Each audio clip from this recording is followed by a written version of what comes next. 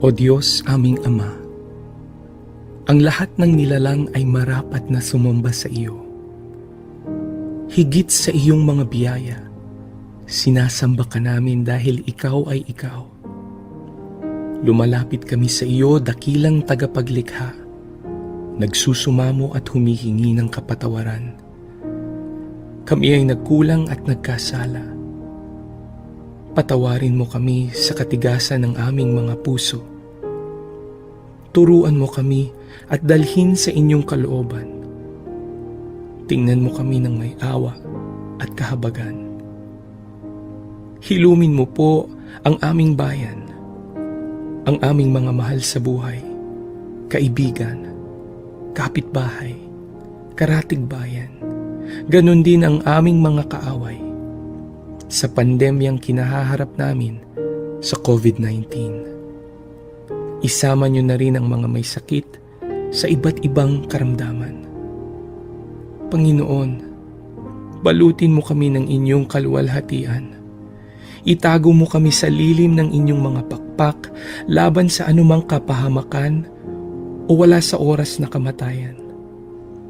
Kristo, ang tinapay ng buhay, alalahanin niyo po ang mga namumuno sa aming bansa, ang mga ilaw at haligi ng bawat tahanan, at mga kawani na nagtatanggol sa aming seguridad at mga frontliners. Batid mo, Panginoon, ang mga dinaraanan at bawat ganap sa aming buhay. Espiritong Banal, aming tanggulan at gabay, imulat ang aming mga mata at ipakita si Jesus ang Panginoon at tagapagligtas, ang nag-iisang katotohanan at tanging daan tungo sa Ama. Wala nang iba. Purihin ka, o aming Diyos. Ang presensya mo ay tunay na biyaya ng aming buhay. Ito ang aming samot panalangin sa pangalan ni Jesus, Kordero ng Diyos na nag-aalis ng kasalanan ng mundo. Amen.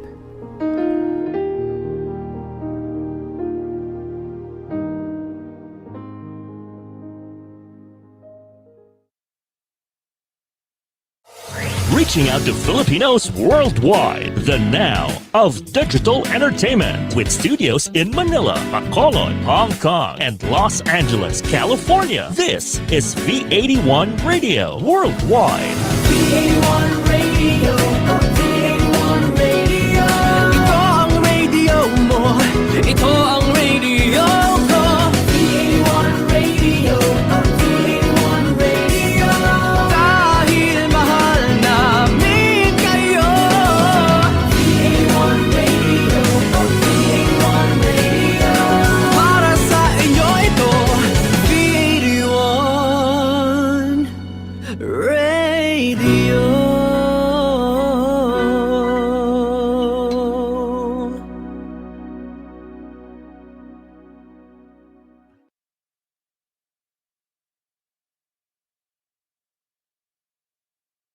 The views and opinions expressed by the host do not necessarily state or reflect those of the company and its management. Furthermore, the views and opinions of the guests do not reflect those of the host, the show, this station, the management, and the network.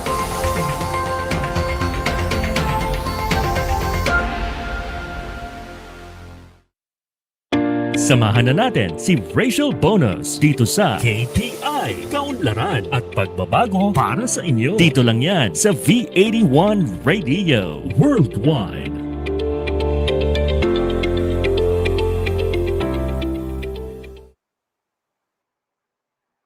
And hello, good afternoon to all our kababayans dito sa Pilipinas and for those who are in other areas of the world.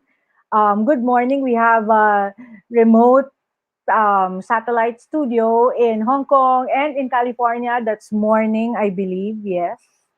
Mukhang morning. I think it's 13 hours now. So if it's 1:30, mag-ano pa lang sila. Yeah, good morning. Madaling araw. But we do have our followers there, V81 and also UAE, Taiwan, And of course, the LGUs that we've guested ng mga constituents ng iba't ibang mayor na naging guest natin at ng mga national agency heads. Thank you very much for always joining V81. So, ang V81, alam niyo naman ho, maraming iba't ibang klaseng shows. Like if you watch Papa Gio, if you want just pure entertainment and to discover yung ating mga bagong talents, upcoming talents, go to Papa Gio. I promise it's full entertainment. It's funny, really funny. I think he's on Wednesdays and Fridays Philippine time. Ang tawag ay Home Not Alone. And then later this evening at 6 p.m., there's Dear Door, which is more geared on the business. And of course, here in Kaunlaran at Pagbabago para sa inyo, or a play on KPI or the key performance indicators, we are talking about developments and changes na nangyayari sa kapaligiran natin kasi hindi naman lahat ng bagay ay nega at hindi naman lahat habang tayo'y naka-quarantine, meron pa rin nangyayari. We've talked about help that is extended, monetary help extended to our MSMEs, when the Small Business Corporation guested, mga pabahay programs ng National Housing Authority, at anong ginagawa ng iba't ibang nating mayors katulad ni Tabaco City Mayor Crisel Lagman at iba pang mayors, Mayor Magalong. So it's been a very exciting season for us. Ngayon naman, in other years, basta matatapos na yung May, under normal circumstances, parang feeling ko, malapit nang magpasko at kailangan ko nang maghanda. Every now and then, pag nakakakita ako ng mga items na, oh, bagay ito kay ganyan, I will get it. Pero so far, hindi ko ginagawa yon kasi nga, kahit na online, na malilimutan ko kung saan ko nilagay. So, but one more important thing now, kasi parang every time it's been a series of very important days from we had the Labor Day to celebrate lahat tayong mga manggagawa dito sa Pilipinas. And then there was Mother's Day to honor all the moms. But now that everything, all those are over, May, we are actually less than a year away from the elections. And with the pandemic that we've experienced, sana one of the things na na-realize natin is how important na magkaroon ng totoong namumuno sa atin, because more than any other time, we have experienced that leadership really counts. Fast decision making and being rational is very important. So, and of course, the integrity of the person, because alam naman natin, through our journey nung height ng pandemic, meron tayong ibang mga issues, even down to the barangay, punong barangays, na nagkaroon ng corruption issue. So, ngayon, when election comes, we have to vote wisely. And just as passionate about that is our guest, who at the I don't know exactly how old she is, but I've always admired how much she is doing. I met her briefly about 3 years back, and she was doing so much already. If you are familiar of the hackathons, ito yung parang marathon when techies gather and do something, a solution, make a solution for an existing concern or problem digitally.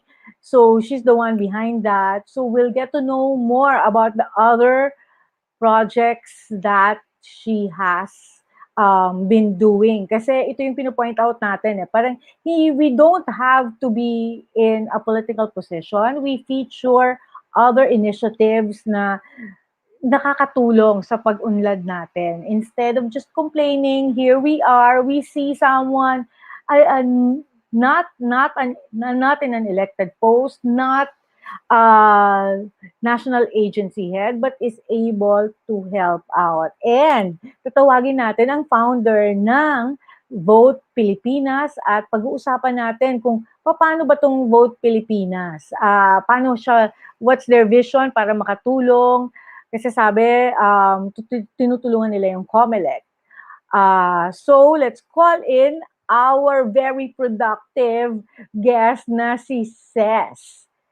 Ses, please come in and hi, thank you very Everyone. much. Thank you for having me. Yes, Hello. great, great. Thank you. So, alam mo, bagong lahat, kasi nga masyado akong na-amaze dun sa mga ginagawa mo. So, before I even ask you, I think it's very to how you arrived at doing both Pilipinas. I think a lot of it has to do also with your background because you've been building communities, and that's what exactly we're doing. We are providing communication to fill the gap of, for others to find out what the government's been doing and other initiatives. So, to encourage them to do it themselves. So, paano ka nagsimula dito sa pagiging impactful? Wow. How did it start? I think I was also given so much access to opportunities when I was younger, right? That stems from, the doors that were open to me. We were talking that we met because of Tony Abad, right? My lawyer.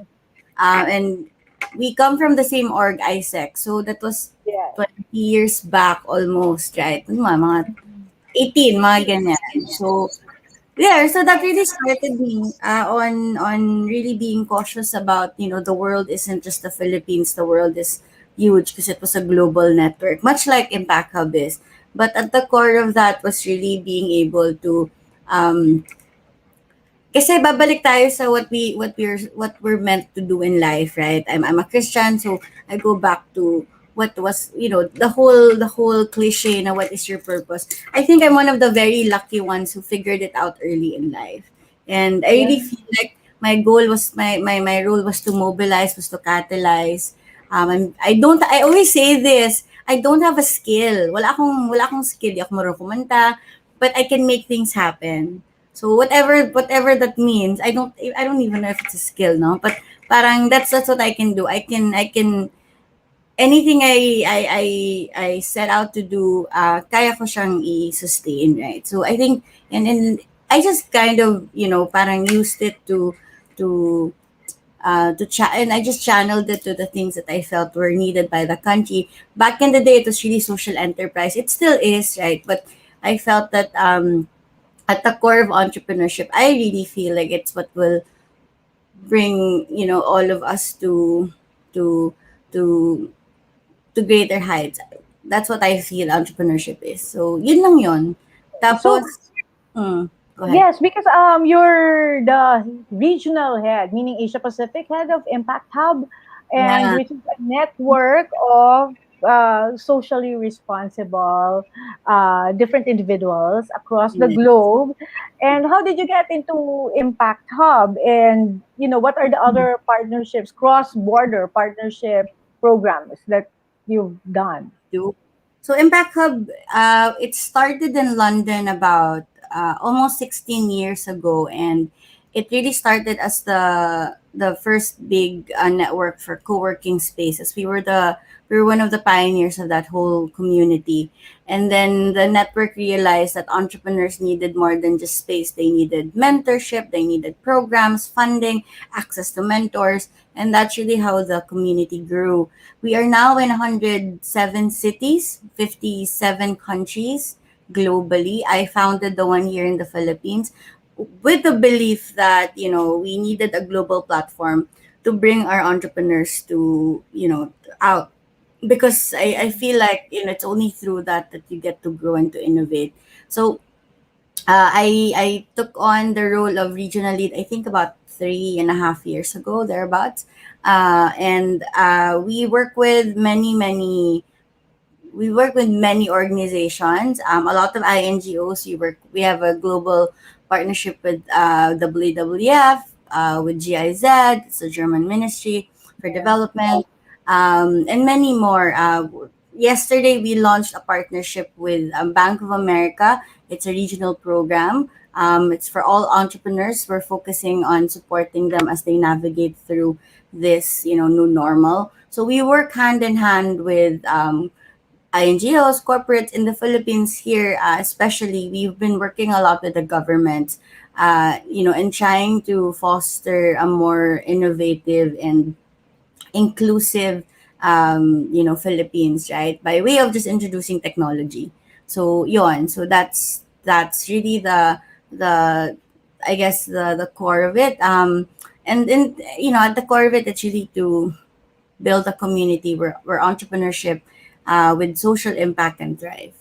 Yun yung core niya. Yeah. So, and that led you to Work Pilipinas. How does that work out?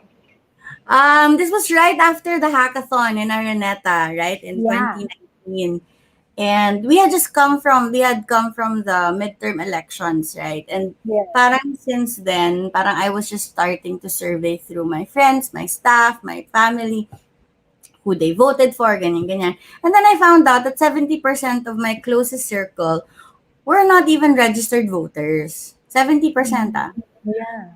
Medyo na nagulantang yung buhay ko because I always felt that, I was amongst and I was surrounded by pretty woke individuals. So for me to have a lot of people, and these are the people who I think, should be, who should be part of the decision making process of this country, right?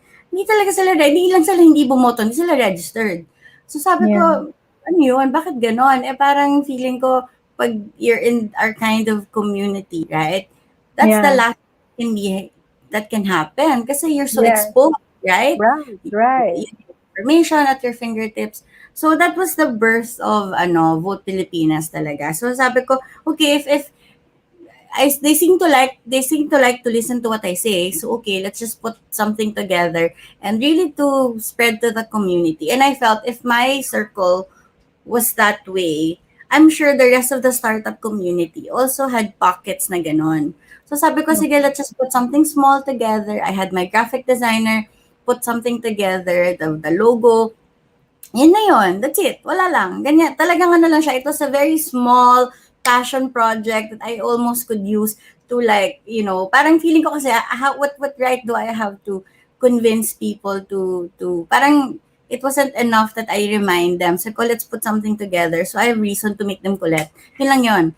Yun lang talaga yun. You're Oo. actually partnering with Comelec. Yeah, and then that really happened by accident. So we got introduced to Director James Jimenez from the Comelec. Siguro mga 5 months, parang this really started mga December 2019. And then I let it sleep for siguro 3 months. I just kept talking about it, parang thinking if it was even anything. And then when we had the very first kind of plan, wala talaga siya. Like, Rachel, I wish I can say na parang this was designed for, wala siyang ganon. Talagang, in my head, it was a passion project. And when we were put in front of Director James, I really just told him what we wanted to do. And my idea of a partnership was really just, okay, pahiram ng logo, and then, or actually just vouch for us, we're okay. Endorsement lang yung kinahanap ko na legit ka. Ganyan. Yun lang yun. Very small. And then, nung nilalakad na yung partnership, I found out that we are the only ones who was given that the privilege of using the Comelec's logo. No, we signed a MOA, we did the whole thing, and at first it was really just to help communicate, the efforts of Comelec. Kasi, diba, if you look at their website, di naman nila mandate yung maging hip and cool, diba? So, ang mandate is to give the information. So, sabi ko, okay, magaling kami dyan. Sige, let's take it out. So, if you look at our website, it really is a mirror of the Comelec's website, but very drilled down to what we feel is essentially needed by the community, right? So, yun lang yun. And then, parang it kind of grew. It was supposed to just be that website and online, very much focused on awareness. And then I realized, Rachel, there were so many people who were doing that. And diba, ang daming initiatives left and right. Which I think is really, really wonderful. But then I said, alam mo naman ako, hindi pwedeng yun na yun. Kung gagawin nilang lahat yun, wag na ako kasi parang defeats the purpose, right? Parang noise. I've never really liked that. So sabi ko, if we're gonna do this, we need to have something that is value adding to the whole thing. So that's when we put kasi what do you call this, a chat bot in the website, and it was really just Mhm. to help filter through questions. And you wanna guess what the number one question of people is from the Ah, chat bot? how ako kasi ang question ko, paano ba magrehistro? Oh, yan. Akala ko din gano'n, so may ready ka, may answer. You know the question that came up the most? What? How do you know if I'm still registered? Ah, oo Hindi nga, nila how? alam.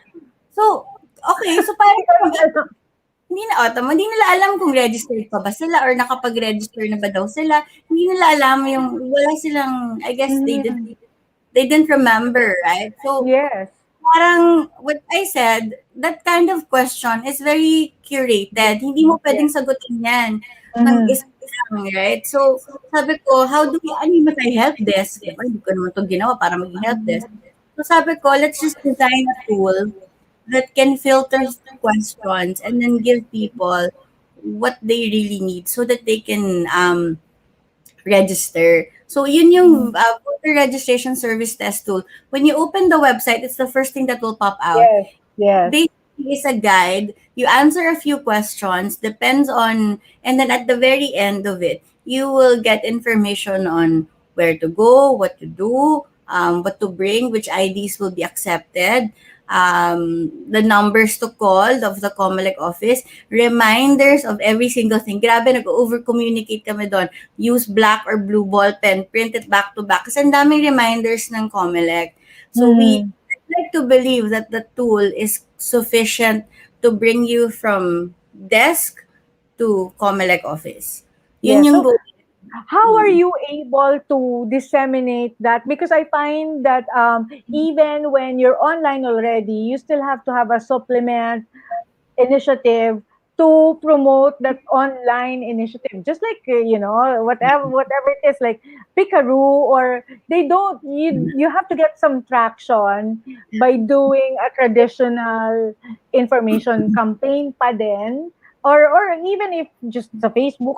How are you gaining visitors on both Well, Filipinas? we've always been active online, and we also this is what we've designed it to be really a partnership led campaign. So we've been working very closely with partners like Comelec. Si Comelec, pag tinatanong sila on what to do, they bring them to the website first of all. Oh, wow. Medyo, saka yung Director James, hinihila na lang ako niyan for everything. So happy to do it. And so we work with partners. We have partners with the KPP. We're partners with PCOO also. PCOO also has been really wonderful at broadcasting and disseminating our things. Nasa kanilang aming social media campaign. So yon. We work with partners, and we have this thing that we call voter registration mobilization plan. And the goal is to partner with every single organization or circle. It could be a company, it could be a whole association, it could be a barkada, a household. And the goal is simple. Commit 100% of the people in your organization, in your circle, to be registered voters. And we can help you. We have the tool that can help you facilitate that. We have, we can do town halls with you. And hopefully soon we're going to launch something that could also incentivize people to register. Hinihintay lang namin humupa yung COVID. So maybe we can also be an instrument to that, because we have like LGUs who've been guesting, and as you know, the barangay is the core of the administration. It's the most basic. Kung baga sa society, it's the family. For the whole governance, it's the barangay. And because I feel that magko-complain, ang dami nagko-complain. Pero kung tatanungin mo, bumoto ka ba? Hindi naman bumoto. So parang feeling ko that lessens your right to complain, because had you voted, ako rin hindi ako bumoto. Kaya hindi rin ako nagko-complain. So, had you voted, then you've made your you called it something, your voice heard. And that's important because it's voting wisely and the first step is to register. Tapos, one of the things that is on your website is that you will help them navigate it, yes, and also learn more about the candidates. Does that mean you'll have a link when time comes, when they're allowed to campaign already, to get to know the the candidates more? We are building a dashboard that hopefully will have all the information that we will all need on the candidates who will run. We're designing that now with Comelec, with FOI, with NEDA. They've Oh, confirmed their wow, big time. sabi. Overwhelmed ako sa ano. DILG has also said yes to partnering with us. Everybody is on board. Very happy. Ano lang siya talaga, Rachel. Alam mo, sa dami ng gusto makipag-partner, syempre it's rolling it out that is really a big question, di ba? How to Yeah. really, stitch it all together and then implement it, right? So, Yes. ay, hindi naman kasi dapat o ganito kalaki. Diyos ko. Passion project. Ano ako, like, sobrang hindi siya, I did not, But yeah. but I'm so And we're a team of 7, Rachel. And 5 of them are volunteers. And 1 is a student. So, it's, volunteer tapos ano, so not for profit. So volunteer, no, para sa friends bayan ko, talaga. yung barkada ko na hindi makano sa akin. Oh Tapos, my gosh. yung team ko sa Impact Hub, hindi naman sila makano pag inassign ko sila dito, diba? So, yun na yun. Then you can generate revenue already now that everyone is asking to Yeah, partner. now we are. I didn't want to raise funds before because I'm a firm believer in proof of concept. So pinakita ko munang pwede siya. So when we had the Comelec partnership and the tool launched, sabi ko okay, I have credibility to ask money na from people. So we are approaching people who wants to be part of the campaign, not for profit still. It's really gonna go Yeah. to the campaign. So to everybody who wants to support us, you can buy merchandise. We have shirts, we have Oh. kits. We have so many things you guys can help us with. Speaking of merchandise, yes, can we just show Miguel? They have this unboxing and it's beautiful. It's made of sustainable materials, even the corrugated cardboard. I loved it. I was wondering what it is for. So now that you say it is Yeah. for raising some fun. Yes, Yeah. and Miguel will show us. There's a video clip that we borrowed from your YouTube, and Yeah. it's nice. I have to say, nice. It's just taking a while na ma-upload ni Miguel para makita. There's a pen, there's a T-shirt. There's a Uh, pocket like this. yes, yes, I love that. Sige Miguel, magsasalita lang muna kami to introduce kung ano yung laman nung And- We're actually redesigning that kit, Rachel, kasi after the first, alam mo naman kami, we iterate. So after the first launch of that, we're taking it back and we're redesigning it again. So and magkano yun? the box itself is 800 pesos. Okay, with those. Yes. With everything. So, everything. Yan. Makikita natin may ballpen, may t-shirt. What do you call that pop-up, ano? Socket. It's for the phone. Yes, yes. It was nice. How many items are there while we're waiting for the video to go? Something like parang the shirt, the pen. We have a spray, like I don't have it here. Wait. Sige. Pag wait. We have Yeah. Mapapakita naman sa video.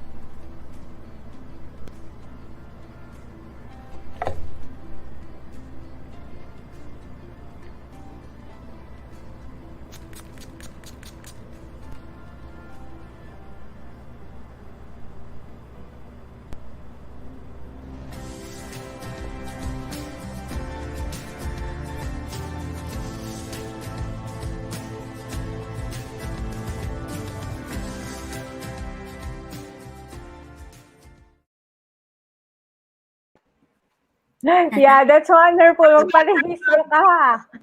Please. So, it's really talking to the millennial. But, get Yeah, naman yan.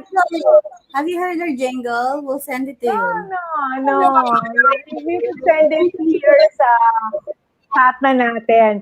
So, in fact, parang kahit na not through merch, even through pop-up ads, I know that's annoying, but that's something because this is a big initiative. Will it also contain, like, sino-sino ba yung kailangang iboto aside from the president and the vice president who are in the lineup? So, Senador? so kami, Rachel, the strategy here is from now until May. September 30, 2021, the focus of the campaign is going to be on registration.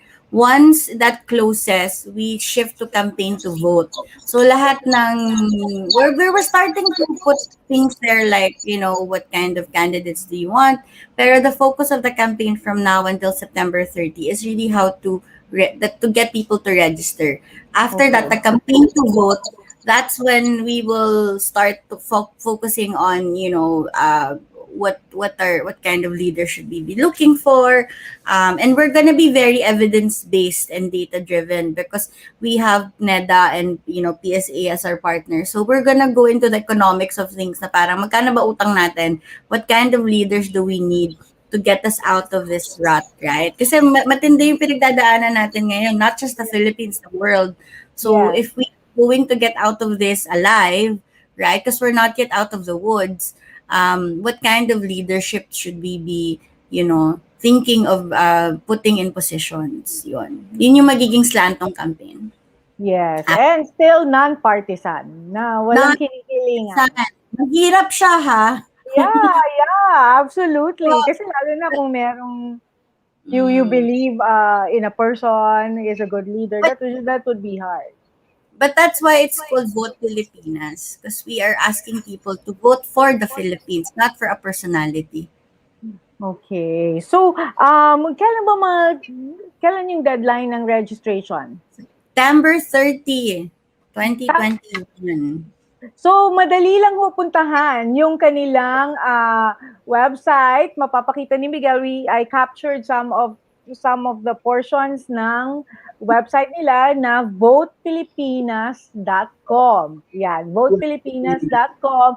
And then, katulad ng sabi ni Ces, merong parang quiz. It's more like a primer on whether to know, to assess kung nakarehistro ka na. Kasi it turns out, yun yung pinaka tinatanong kung paano ko malalaman nakarehistro, and that's true. Ako nga, tapos pwede ka mag-download ng form at by appointment pa ba ang registration? Kasi during the pandemic, like it started September, kailangan ng appointment. Ngayon din ba?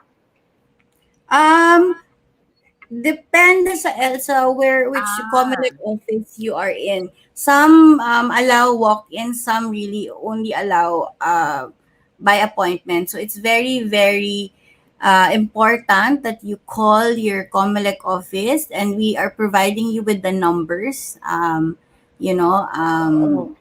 It So, would be there. So yeah. nakalink yan sa Comelec.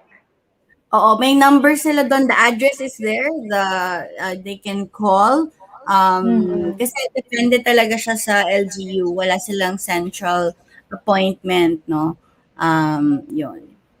Okay, so later on, sabi nga ni Ces, they'll give more information about the candidates, but in the meantime, please register. What you can find in the website right now, we put the electoral process there and we put the positions that are up, parang the job description of the people of the president, what do the vice president does, the senators, what are they responsible for. Yun yung nasa website ngayon, the rules that we have to be voting. Pero as far as yung parang what we should look for, that kind of campaign will happen in October. Yeah, so, and thank you very much. So we will expect more from votepilipinas.com, and it will be much more. Ngayon, parang it's a good way to reintroduce ourselves that the election is coming up soon. Before we know it, kasi last year, sabi ko, uy, nagkaroon pala ng registration. Paano ba mag-register? So, even if someone like me who reads, who goes through news, you can miss it out. So, it's a good thing we have votepilipinas.com, and please tell us if there are other initiatives so that we can also reach out to the We will, LGUs that we have guested. And we will. we would also always weekly, we would start Thanks. makikikulit kami sa Thank tungkol you. dito. Yes, please. All, all right. So thank you very much for So, telling us all about this. And one last question. You yes. said in the site that there are 40 million registered voters. The target is how many registered voters should we be having? Well, that's the overall eligible voters, no? But our target Okay. is 7. Oo, 7 lang ang target namin to register the elections. But there's Yes. more. If you can Okay. get more, that's better.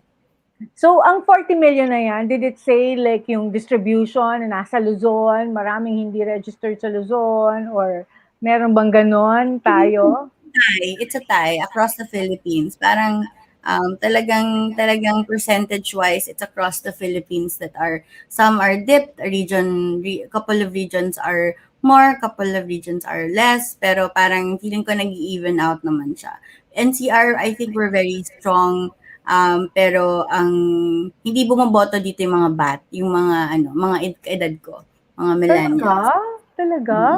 That's Ang number, surprising. 31% of the voters came from 18 to 20, ano ba? 18 to 20, 30 yata.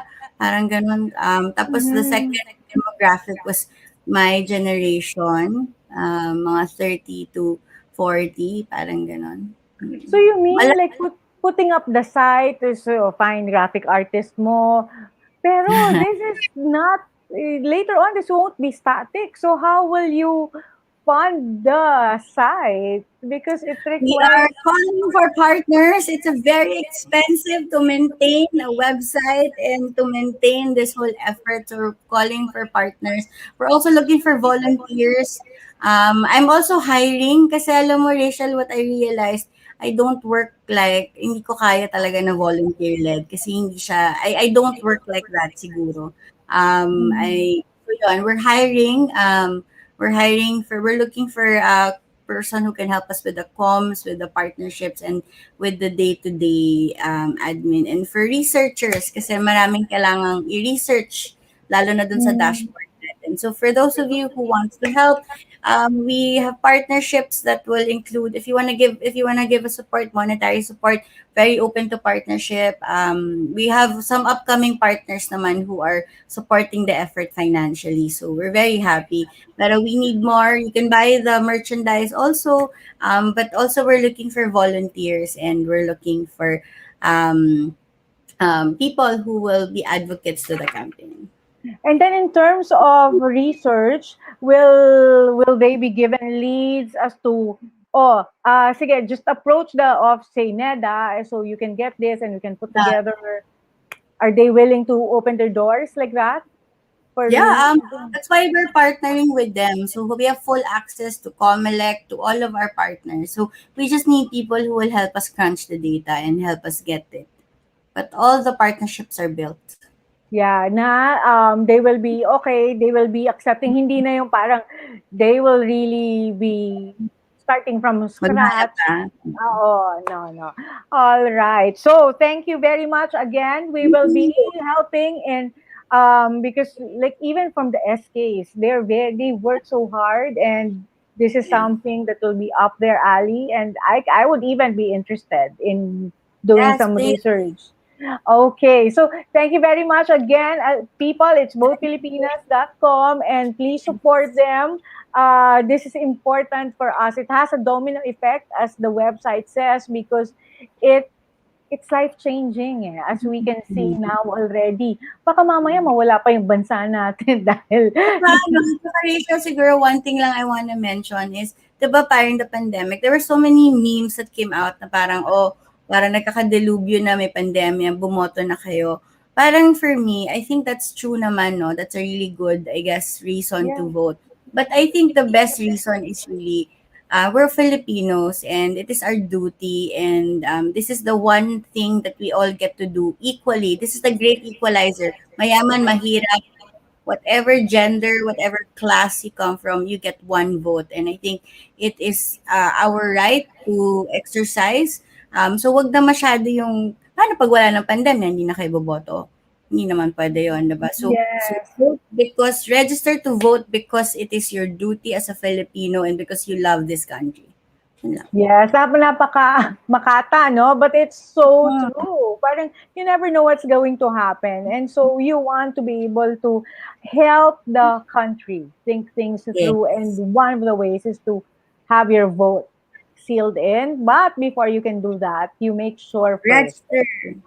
to register and go to votepilipinas.com to know more about how to register. It's been so helpful for me kasi nga parang feeling ko, natapos yung registration last year, hindi ko alam. And then someone said from DOF, yes, Iha, nagkaroon ng registration. So here we have another chance to make it happen, make a better Philippines. So with that says, thank you very much. Thank you so She has some much. Thank challenges, you. but she is here. And Thank we'll be you. in touch. I Yes. will be in touch. I am so interested in Thank doing you. the research. And Thank also, you. Director Jimenez, we want to highlight your partnership. So we'd like to be in touch with Director Yes. Jimenez. Yes, we'll All do that. right. Thank Okay, you. we will. Okay, Thank you so thank you much, very Jen. much. Bye. Bye. And thank you very much, everybody, for, again, we failed to say, but there is an offshore registration, e-registro. When you go to votepilipinas.com, makikita nyo na kahit na nagtatrabaho kayo or nakatira kayo sa ibang bansa, you can still register as a voter. So make this happen. And again, we'll have a wonderful weekend. It's Kaunlaran at Pagbabago para sa inyo. Ako po ay si Rachel Bonus. Now you can access this on demand sa iba't ibang platforms, Amazon Fire TV, Amazon Echo, Spotify in some locations, but not here in the Philippines, I checked. Of course, the YouTube and the Facebook page of V81 Radio.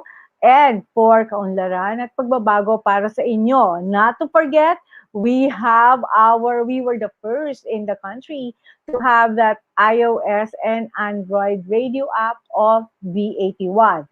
We also have TuneIn at na-miss out ko na yung iba. Ang galing talaga ni Miguel. Kaya alam, may sakit po siya ngayon. At nasa Apple Podcast. Too bad I'm not in Apple right now. Apple Podcast, Stitcher, Pandora. These are available in some locations. So again, this is V81 Radio TV Worldwide. And with that, happy weekend, everybody. Thank you very much, Miguel. Next time po, makikita niyo na si Miguel. And thank you very much to our impactful guest, the regional lead of Impact Hub, who is also the founder of votepilipinas.com. And I'll be in touch with them. Thank you at magandang hapon sa inyong lahat. Ano na nga ba ang nangyayari sa Pinas? May pagbabago ba? Umuunlad ba tayo? Kausapin natin ang iba't ibang namumuno sa mga lokal na pamahalaan at national agencies na sumusuporta sa mga proyekto para sa kaunlaran. Liputin natin ang iba't ibang lugar sa Luzon, Visayas at Mindanao para malaman ang mga pagbabago at mga bagong destinasyon. Kilalanin kung sino-sino ang mga nasa LGU. Ano ba ang impact ng LGU sa araw-araw nating pamumuhay? Learn more about your city dito sa KPI. Kaunlaran at Pagbabago para sa inyo. Samahan si Rachel Bonus tuwing Sabado, 1:00 ng hapon, Philippine Time. KPI, Kaunlaran at Pagbabago para sa inyo. Dito lang yan para sa inyo sa V81 Radio Worldwide.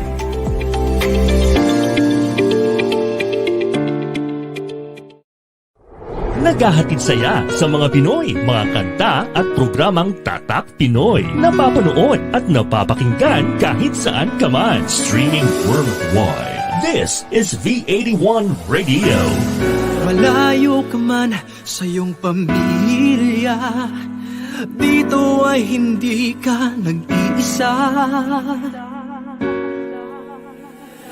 Tiyak ito'y iyong hahanap-hanapin, dahil ito ang nagpapasaya sa atin.